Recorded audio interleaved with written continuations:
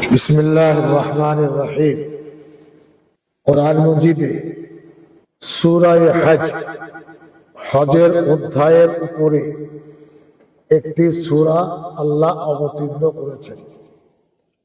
পরম করুণাময় ওই সূরা হজের মধ্যে বর্ণনা করেছেন, বলেছেন লা ইয়ানালাল্লাহু লুহুমুহা ওয়ালা দিমাউহা ওয়ালাকিন ইয়ানালুহু তাকওয়া মিনকুম সাদাকাল্লাহুল আযীম।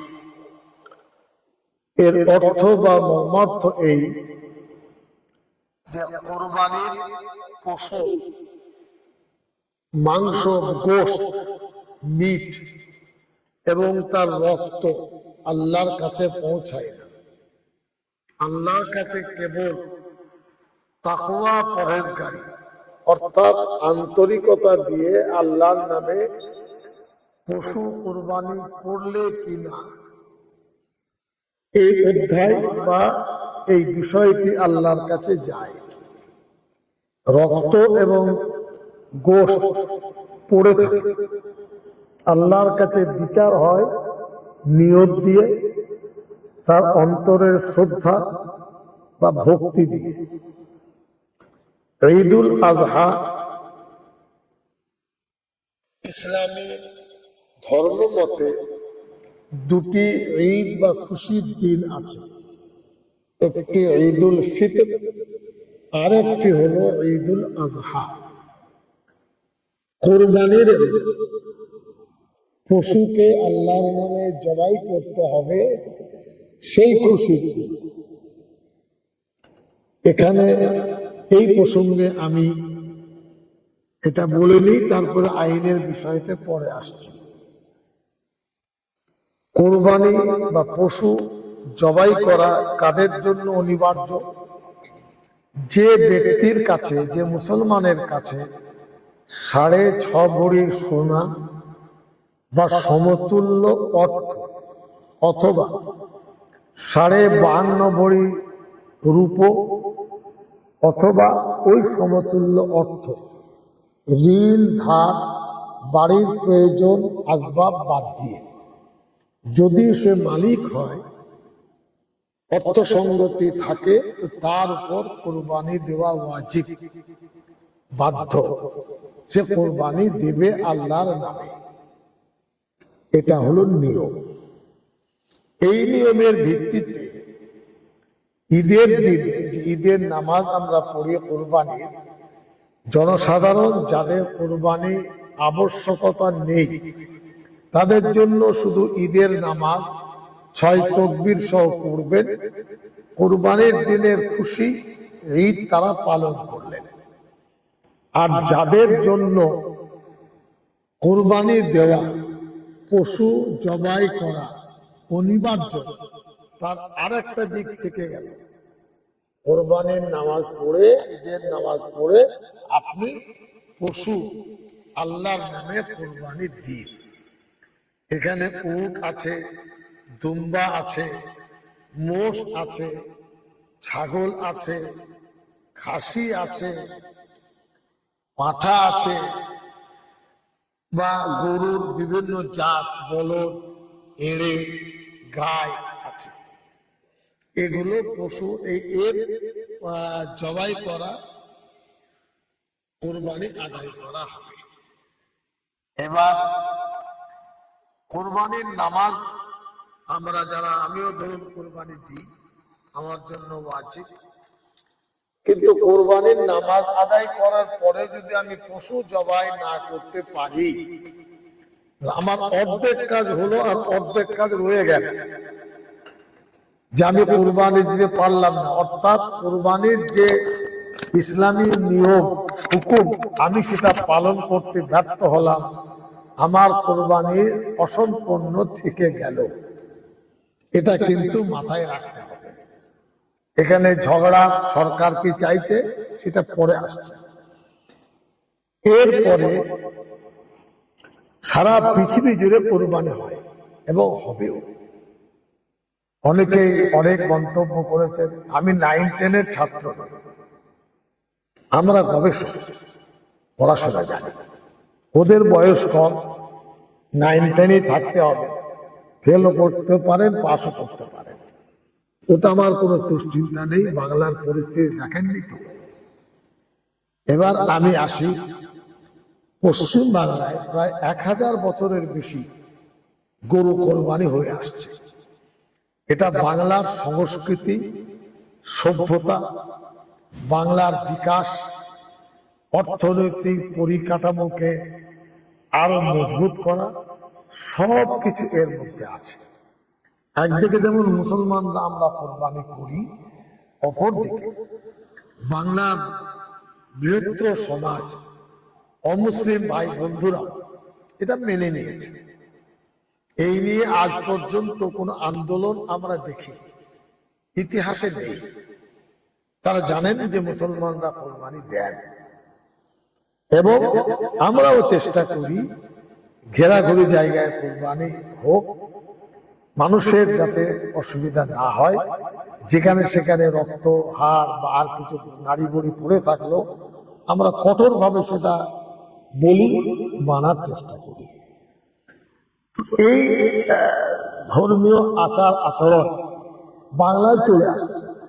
স্বাধীনতার আগে ব্রিটিশ ছিল, তার আগে মুঘলরা ছিলেন, তার আগে বাঙালিরা ছিলেন, চলে আসছে। এটা একটা পরম্পরা, উভয় সমাজ উভয়কে মেনে নিয়েছে। এই কৃষ্টি কালচার, এটা তো অস্বীকার করা যাবে না। যে ব্রাহ্মণ সমাজ হোক, দলিত হোক, আদিবাসী হোক, মধ্যবিত্ত সমাজ হোক, আমরা কৃতজ্ঞ যে তারা এই ব্যাপারটাকে মেনে নিয়েছেন। এখানে যেমন পূজা হয়, দুর্গা পূজা, কালী পূজা, সরস্বতী পূজা, আরো অনেক কিছু হয়। বাংলার মুসলমানরা সেই নিয়ে বিদ্রোহ ঘোষণা করেননি, আর ওই নিয়ে কোনো ব্যাপক মুভমেন্ট হয়নি যে এটা হবে কেন, ওটা হবে কেন। মুসলমানরা বোঝেন যে বৃহত্তর জাতি, হিন্দু বন্ধু বা ভাইদের এটা তাদের জাতীয় উৎসব। এইভাবে একে অপরকে মেনে আমরা চলছি।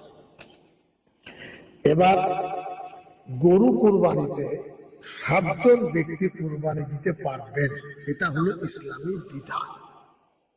7 জন ব্যক্তি সাশ্রয় যারা কুরবানি দিতে পারেন, 7 জন অংশ নিতে পারবেন। 7, 8 ছাগল, ভেড়া, দুম্বা 1 জন দিতে পারবেন। একটা ছাগলে যদি 10,000 টাকা ধরি আমি, তো 1 জন হবে। আর একটা গরু যদি 70,000 হয়, তো 7 জন কুরবানি দিতে পারবেন। গরু কুরবানিতে সাশ্রয় আছে, গরু কুরবানিতে খাদ্য আছে, গরু কুরবানি আপনার ছাগলের তুলনায় অনেক সহজ, অর্থের সাশ্রয় সেখানে আছে। এবং 7-10-70,000 গরু লাগে না। 30-35,000 টাকা যদি একটা গরু কেনা যায়, তো 7 জন কুরবানি দাতা ব্যক্তি 5-7-35, 5,000 টাকা একজনের ভাগে পড়বে। 7 জন কুরবানি দিলেন, তো 35,000 টাকায় 7 জনের মধ্যে সাশ্রয়। এটা একটা দিক, গরু আর একটা দিক। এইভাবে গরু কোরবানি বাংলায় হয়ে আসছে। এবার এই পরম্পরার জন্য সরকারের আইন কানুন যেটা আছে পরে বলছি, কিন্তু মাথায় রাখতে হবে, একেবারে কুরবানি 11th আওয়ারে ঘোষণা করে দিলেন এবার কুরবানি হবে না। আরে কুরবানি হবে না তো মানুষ যাবে কোথায়? মুসলমানরা তাদের ধর্মীয় অধ্যায় রূপায়িত করবেন কি করে, এটা বলে দিন। যে বাংলায় ধর্মীয় অধ্যায় রূপায়িত হবে না, আমরা জানি না আপনি ধর্ম করবেন কি করবেন না, সেটা একটা দিক। অথবা আপনাকে মানানসই বলতে হবে যে ঠিক আছে এটা নাই ওটা, একেবারে ঢালাও অর্ডার। গ্রামে গ্রামে পুলিশ ঢুকছে, মনে হচ্ছে মুসলমান চোরের দ্বারাই মানে বোধহয় সব ধরা পড়ে আছে। খুশি করে ঈদ করবেন, কুরবানি করবেন, এর উপরে পুলিশের চাপ খুব দুঃখের কথা। এটা এইভাবে আপনার মেনে নেওয়া সম্ভব হচ্ছে না। পরিকল্পনার ভিত্তিতে কথা বসে আলোচনা করে যদি ঠিকঠাক হতো তার একটা ইচ্ছে হবে। কিন্তু হুকুমনামা জারি কুরবানি উপলক্ষে সামগ্রিক মুসলমানরা পশ্চিমবাংলায় বসবাস করেন প্রায় 35,000 গ্রামে, 38,000 গ্রামের মধ্যে, এবং 150-র কাছাকাছি বড় ছোট শহর। কোথায় যাবে তারা? কি বাংলায় বাস করেন? গরু খাওয়া হয় কি হয় না এটা আমি বলতে চাই না। আমি অনুরোধ জানাবো পুনর্বিবেচনা, এরা পুনর্বিবেচনা করার সময় আছে। আমরা চাইব না হই হট্টগোল করে ঈদের দিনে পুলিশের সাথে ধস্তাধস্তি। পুলিশ বা যাবে কেন ধস্তাধস্তি করবে? মুসলমানরাই বা কেন আইন ব্রেক করবে? কিন্তু নামাজ পড়ে কুরবানি দিতে হবে। কুরবানি না দিতে পারলে ইসলামের এই বিধান বা অধ্যায়টা অর্ধ হয়ে যাবে, অসম্পূর্ণ হয়ে যাবে। এর দায়টা কে নেবে? কুরবানি না করতে দেন তো আমার দোয়া তুললে আল্লাহ দরবারে ফরিয়াদ করব। আমার অনুরোধ, পুলিশ যেন বাড়াবাড়ি না করে এবং শান্তিপূর্ণভাবে কথা বলার জায়গা আছে। পুলিশ থ্রেট করে কোনো কোনো জায়গায় তো মানে একেবারে মনে হচ্ছে এমার্জেন্সি। কিছু কিছু জায়গায় 144 ধারা, কিছু কিছু জায়গায় বলছে যা বাবা কি করবো আমরা, নানান প্রশ্ন এসে গেছে। এবার কুরবানিটা অবশ্যই হওয়া উচিত। মোষের ব্যাপারে বলা হয়েছে গরু শুধু, তাহলে যারা মোষ খায় বেশিরভাগ দক্ষিণ 24 পরগনায়, তারা এবার কুরবানি দিবেন কি করে? হাতে আর 10টা দিন বাকি। আমি কথাগুলো কোনো অযৌক্তিক আপনাদের সামনে বলি। প্রচন্ড কষ্ট, প্রচন্ড কষ্ট। আমরা কুরবানি কিনে কি অপরাধ করছি? এটাকে দেশদ্রোহিতা, এটা অপরাধ নয়। এটা 1100 বছরের চিরাচরিত বাংলার সভ্যতা, বাংলার কৃষ্টি, অর্থনৈতিক বিকাশ এবং এক ধর্ম আরেক ধর্মের প্রতি তাদের যে একটা সহনশীলতা, এটা তার বই প্রকাশ। এই ব্যাপারটা আসলো। এবার আসি 1950 সালে প্রফুল্লচন্দ্র সেন বিধান রায়ের মন্ত্রিসভার খুব সম্ভবত সদস্য ছিলেন। এই গোরক্ষা, কৃষিজাত বৃদ্ধি, নানান কারণে এই আইনটি এনেছিলেন। দুজন মুসলিম সদস্য প্রবলভাবে তার বিরোধিতা করেছিলেন। 1950 সাল থেকে 17টি মন্ত্রিসভা পার হয়ে গেছে, 17 ক্যাবিনেট হয়ে গেছে। এই 18তম মন্ত্রিসভায় আমরা পড়েছি। 17টি বিধানসভা 76 বছর ধরে কুরবানির বিষয়টি তারা করে আসলেন। আইনটি আইনের জায়গায় আছে এবং ছিল, কিন্তু 76 বছরে এর উপরে কেউ আগুন তুলতে পারে না। এটা বড় প্রচলিত পরিস্থিতির উপর একটি দৃষ্টান্ত। 17টি মন্ত্রিসভায় যা হয়েছে, আমরা কিন্তু বাংলায় ক্ষমতায় আছি, বিজেপি সরকার, আমরা আর হইতে দেব না। এটা হলো তাদের ইচ্ছা। এখানে গোলযোগটা তৈরি হয়েছে। এখন আমার যতটুকু জানা, ওই আইনে আপনার ওখানে যে গরু জবাই হয় তার যে জায়গা, সে সমস্ত ঢাকাঢুকি অবস্থায় হবে গরু জবাই, যেমন কলকাতায় পিলখানায় হয়। কেউ জানে না, আমিও জানি না পিলখানা কোথায়, নাম শুনেছি। রাস্তায় গোশ পড়ে থাকে, ঢাকাঢুকি অবস্থায় নিয়ে যান। এখন এই যে স্লটার হাউস সারা পশ্চিম বাংলায় আমার জানা মতে 5টা, মুসলমান 4 কোটি, গ্রাম হলো 35,000 বসবাস করে। আর স্লটার হাউস হলো 5টা কি 6টা দেবে। 6টা স্লটার হাউসে আপনি পশু জবাই করবেন? সরকার করেনি কেন? আগে এই কমপক্ষে 35,000 স্লটার হাউস করতে হতো, তারপরে ফতোয়াটা সহজ হতো। তা তো করেননি। এই দায়িত্ব আমরা কেন নেব? আগে আপনারা করুন, আমাদেরকে বোঝান যে না, আমরা বিকল্প ব্যবস্থা করছি। গ্রামের মানুষ খোলাখুলি জায়গায় করে, অবশ্যই তাদের কর্তব্য ঢাকা জায়গায় করবেন, রাস্তার উপরে করবেন না। মুসলিম গ্রাম হলেও মানুষের রুচি আছে, একটা দূষণ আছে, দুর্গন্ধ আছে, ব্লিচিং পাউডার ফেনাইল পর্যাপ্ত ব্যবহার করবে, এটা নিশ্চিত মানার কথা। আমরা সেটা মানবো, মানার কথা বলবো। কিন্তু স্লোটার হাউস যেখানে নেই, 5টা হলো পুঁজি আর 4 কোটি মুসলমান আপনার কুরবানিতে অংশ নেবেন, দেবেন, এটা কিভাবে আমরা মেনে নিব? এর উত্তরটা আমরা কিভাবে পাবো? আর কুরবানির যে ধারা হাইকোর্টে 18 সালে, 20 সালে, 22 সালে এসব বিজেপি প্রভাবিত ব্যক্তিরা করে রেখেছেন, RSS, যাতে মুসলমানদের কুরবানিতে ধাক্কা দেওয়া যায়। আমি বুঝতে পারছি না, কল্যাণীর যে গোরক্ষার জায়গা আছে, যেখানে গরুর দুধ পাওয়া যায়, মাখন, তারপরে বিভিন্ন খাদ্য তৈরি হয়, 2 বছর পরে গরু দুধ দিতে শুরু করে, 5 বছর, 6 বছর পর্যন্ত দুধ দেয়। 6 বছর 7 বছর পরে ওই গরুগুলো খাটাল থেকে যায় কোথায়? এখন যদি ধরা যায় যে 500 গরু ওই কল্যাণী খাটালে আছে, গরু জবাই হবে না, মেনে নিলাম।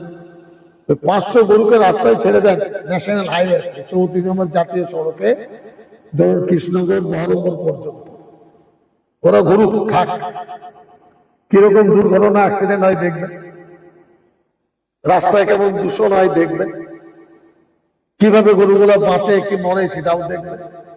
এই গরুগুলো যায় কোথায়? এটাকে নাগাল্যান্ডে পাঠাবেন না আমাদের রাজ্যে থাকবে? এর ভবিষ্যৎ কি? এটা একটা প্রশ্ন। এছাড়া গ্রাম বাংলায় অনেকেই গরু পোষে এই কুরবানির জন্য। তারা দাদন দেয় যে ভাই আমাকে 5 লাখ টাকা দাও, 1 লাখ টাকার গরু আমি তোমাকে 40,000 টাকায় দেবো, কিন্তু আমাকে আগে অ্যাডভান্স করে 10 লাখ টাকা দিতে হবে। এবং তারা এই ধরুন 6 বছর 7 বছর পরে গরু যখন দুধ দেওয়া বন্ধ করছে, তারা কি করবে? ধরুন 50/50 একটা বেসার্ধে 15টা গরু পুষেছে। এবার এই যে বয়স হলে গরু রাখবেন কোথায় আর নতুন গরু পুষবেন কোথায়? এই উত্তরটা কে দেবে? এই গরুগুলো যাবে কোথায়? সারা বাংলায় তো গোয়ালার হাহাকার করছে, বিজেপিকে ভোট দিতে খুব ভুল হয়েছে, হ্যাঁ, আমাদের পেটে লাথি মারছে। এই অনেক গ্রামে প্রান্তিক গরিব মানুষ এমন আছেন যারা একটা গরু পোষেন, দুটো, সারা বছর ধরে খাইয়ে দেয়, একদিন সংগ্রহ করে রাখেন, কুরবানির সময় বিক্রি করবো, 60-70 হাজার 1 লাখ টাকা পাবো, বাড়ির অমুক কাজটা তাদের পেটে লাঠি মারে। এই একটা বিকল্প ব্যবস্থা যারা মাথায় বসে আছে একবার ভাবে। আমাদের শুধু বলে তো লাভ নেই, এই যে অর্থনৈতিক ভাবে দুর্বল হবে, সমাজ ক্ষতিগ্রস্ত হবে, তারা ঋণগ্রস্ত হবে, কেউ হয়তো আরো কিছু ঘটিয়ে দেবে। শুনছিলাম কোন মা বলছেন, হিন্দু মা, আমি আত্মহত্যা করবো। আমি তো শুনে অবাক হয়ে যাচ্ছি। এই কথাগুলো ভালো করে বিবেচনা করার সময় এসেছে। সার্টিফিকেট কে দিবে? মানুষের সার্টিফিকেট সময় মতো পাওয়া যায় না, গরুর সার্টিফিকেট দেবে। আগে পরিকাঠামো তৈরি করবে, তবে কথাগুলো বলবে। এবছর কোরবানি হোক, আমার জন্য অনেকে চাচাচ্ছেন, কোরবানি তো হবে 100 বার। আমি যদি গরু না দিতে পারি, ছাগল দেবো, কোরবানি তো হবেই। ব্যবস্থাটা ঠিক, চুক্তিটা দান আর্থিক ভাবে। আর আমরা চেষ্টা করছি কোর্টের দ্বারস্থ হয়ে রিলিফ পাওয়া যায় কিনা। স্লোটার হাউস নেই, কে সার্টিফিকেট দেবে? সারা বাংলায় কত ডাক্তার আছে ভেটেরিনারি, যে তারা ডাক্তার দেবেন, বলবেন এই গরুটা 6 বছর 7 বছর, কে কে নাম লিখে রেখেছে, কবে জন্মেছে, প্রত্যেক গরুর গলায় একটা করে জন্ম সনদ লাগিয়ে রাখতে হবে, এর বয়স অমক, ওর বয়স অমক। আর এরপরে 7 বছর বয়স যখন হবে, ওই যারা দুধ দেয় না বা যারা বলো এড়ে কোথায় যাবে, তার জন্য বিরাট কয়েক হাজার একরের খামার করো, যেখানে তোমাদের খাওয়াবো, পড়াবো, লোক রাখবো, হ্যাঁ, তারপরে যাবে হবে। একটা ব্যবস্থা সুন্দরভাবে করার প্রয়োজন আছে। আমরা অনুরোধ করব যে আমরা শুনেছি বহু বন্ধুদের কাছে এই সরকারে আসার পরে বাংলার সংস্কৃতি, বাংলার সভ্যতা, এটা বাংলার চরিত্র নয়, খুশির কথা। কিন্তু কুরবানির দেওয়াটাও বাংলার সভ্যতা বিকাশের মধ্যে, এটাও বাংলার সংস্কৃতির মধ্যে, এটাও চিরাচরিত বাংলার 1100 বছরের উপর ইতিহাস। দয়া করে এটাকে ধ্বংস করবেন না, একসাথে থাকতে দিন। গোয়ালা ভাইদেরকে গরু বিক্রি করতে দিন, শংসাপত্র তাদের দিন, আর যারা কিনবে বলেছেন তাদের কিনতে দিন। শান্তিপূর্ণভাবে কুরবানির পর্বটাকে চুকাতে দিন, এটা আমাদের অনুরোধ। ঝগড়ার পরিস্থিতি, আইন শৃঙ্খলার অবনতির পরিস্থিতি আমরা তার পক্ষে নই। আমরা শান্তির পক্ষে, ভালোবাসার পক্ষে, সংবিধানের পক্ষে, আইনের পক্ষে। এই জটিলতা অবসান হতে হবে, কুরবানিটাও ভালো হতে হবে। সবাই সুস্থ থাকুন, ভালো থাকুন। খোদা হাফেজ।